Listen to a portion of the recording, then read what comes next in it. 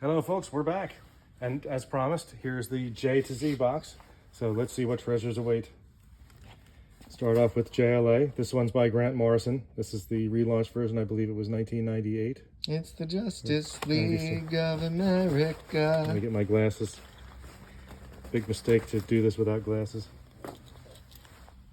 Okay, so there's some JLA issues here. Number 5. And a few more, so that's good. Joe Fixit by Peter David. It's based on the Hulk. If you remember in the Hulk series, he became Joe Fixit for a while. The Hulk did? Yeah. Huh. People who know comic books would know that. This is an issue of Jonah Hex when DC was still doing some westerns. Mephisto versus the X-Men. I seem to have like only one issue of a lot of these. This is Mr. Miracle by Jack Kirby. These are Jack Kirby issues, and it switches over to two different creators, which I think, oh yeah, there it is. I have them. So these are Steve Englehart and Marshall Rogers, which are well worth picking up. Even if they're not Jack Kirby issues, they're still excellent issues. And of course, Marshall Rogers' art is worth the price of admission anytime. Can you tell that the artist changed because it says the long-awaited return? No, I mean, I just know it, but he does have a signature down there, so. Ooh. But that's, yeah, it's just a reproduced one, so unfortunately it's not his actual signature, but there's the final issue. But yeah, they go on for about 7 or 8 issues, so that's good. This is Next Wave Agents of Hate, which is by Warren Ellis. Warren Ellis is another really good writer, so there's a couple of issues of that. There's a Nightcrawler miniseries from the 80s, and one of those X-Men spin-offs.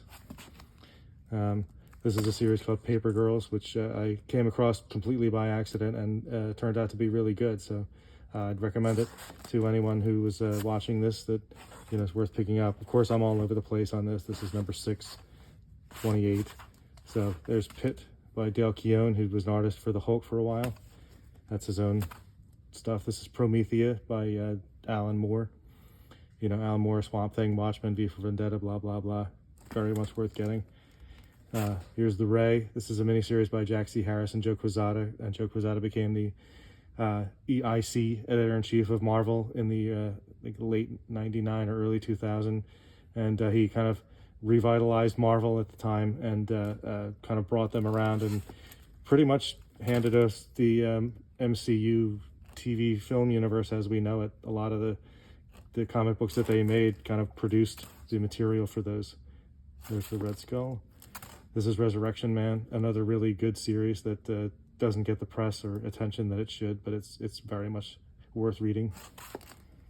Oh, is that the one where he gets resurrected over and over again? Yeah, he gets different powers every time he's resurrected. And this is Sandman, which is by Neil Gaiman. And if anyone is wondering if I seem to be going faster, it's because I had recorded this video before, but it was too long. So that's also how his camera person already knows about the what's he called? Resurrection Man. Resurrection Man. Yep. Here's Sea Guy by Grant Morrison. A couple of issues of that. Shade the Changing Man, an excellent series. Very odd at first, but once you start to read it, it's really well done. It has art by Chris Bocciolo, which is definitely interesting. So yeah, this is Shade 20. So I don't have a lot of these, but I do have some. But yeah, I would recommend Shade. It's a really, really interesting series, and yeah, it just kind of goes like, for me, you can Hot crossbones. Yeah, you can don't have to judge a book by its cover. I wasn't expecting much from Shade, but it was good. This is a book called Six by George Pelecanos, who had something to do with the Wire TV show. He was a producer, writer, and he also was a novelist who had written some interesting stories. So yeah, he's an interesting guy. This is Sleeper by Ed Brubaker and Sean Phillips, who do a lot of crime noir stuff. The art and story are both excellent in this. This is Midnight Suns, which is Spirits of Vengeance, basically Ghost Rider. Spy Boy, which is by Peter David. Some of those. This is Star Hunter, which was a series that DC did, and it looks like a space series they did in the 70s. And Starman, I think I've talked about this before, about how excellent this Starman series by James Robinson is. I can't I can't even, you know, say how good it is. It's very, very good. Everybody, yes, David Bowie notwithstanding, if you have a chance to read Starman, I would highly recommend it. Were they like? Did one of them get named after the other? No, it's just a coincidence. So I have 3 issues of Starman. This is Star Trek, an issue by Peter David, who was a big fan of Star Trek. So he does have a couple of issues of Star Trek. This is Stormwatch by Warren Ellis, who I mentioned before, for Next Wave. This is Stray Bullets by David Lapham, who was an artist who came around when Jim Shooter founded Valiant Comics, and he did Warriors of Plasm, and David Lapham was the artist on that series. And then Lapham went off and made his own series, which is kind of like a 70s and 80s set stories that are like, you know, small town criminals and crime. Really interesting stuff.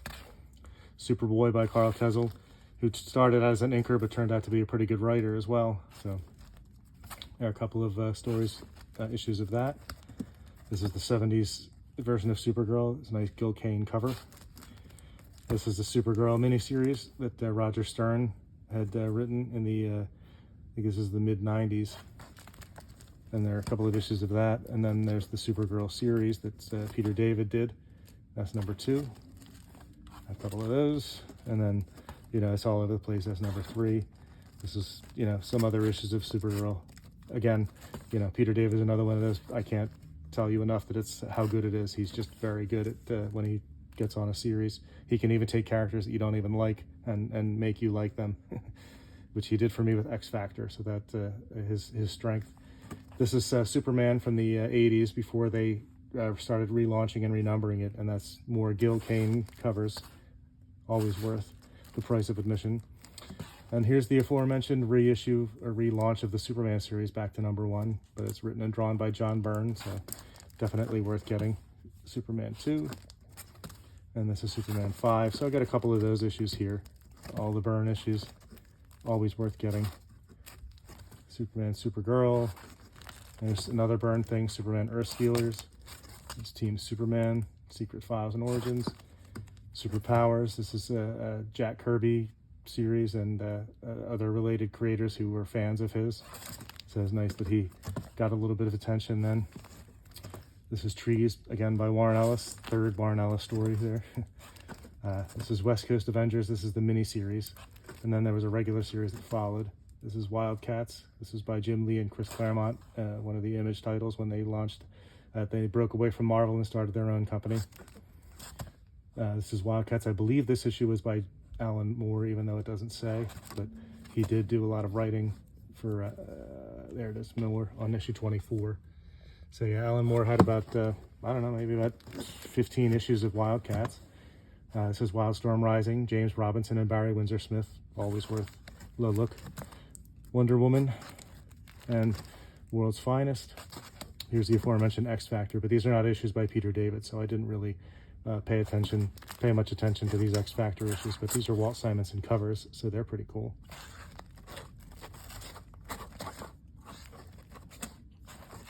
And here's Astonishing X-Men. This is by Joss Whedon and John Cassidy. Very good stuff. Joss Whedon of Buffy the Vampire and Avengers fame. Avengers movie, anyway. So there's those. Here's Ecstatic. Statics by Peter Milligan and Mike Allred. Peter Milligan was the guy who wrote Shade, so this is another interesting series by Peter Milligan. You throw Shade its way. Yeah, exactly. So yeah, Shade has some crossover, or Ecstatic has some crossovers with other Marvel characters. There's the Avengers. And finally we end with Young All-Stars, which is a series that's kind of loosely connected to All-Star Squadron, which was one of my favorites in the 80s. This is Roy Thomas. So Roy Thomas is always worth the read, especially for his 70s and 80s work. But yeah, that's 1 and 5 for the Young All-Stars. So that's it for the J to Z comics. And curiously, there's no Z comics in there, but that's okay. Anyway. So yeah, you covered the entire alphabet. Yep. So if you have any issues in there that you saw that you might like, or have any questions or requests, by all means, please let me know in the usual way. Comments in the video or on eBay Messenger, which both will be linked in the video below. So thank you again for your attention, and hope you enjoyed that video. Please let me know what you think. See ya.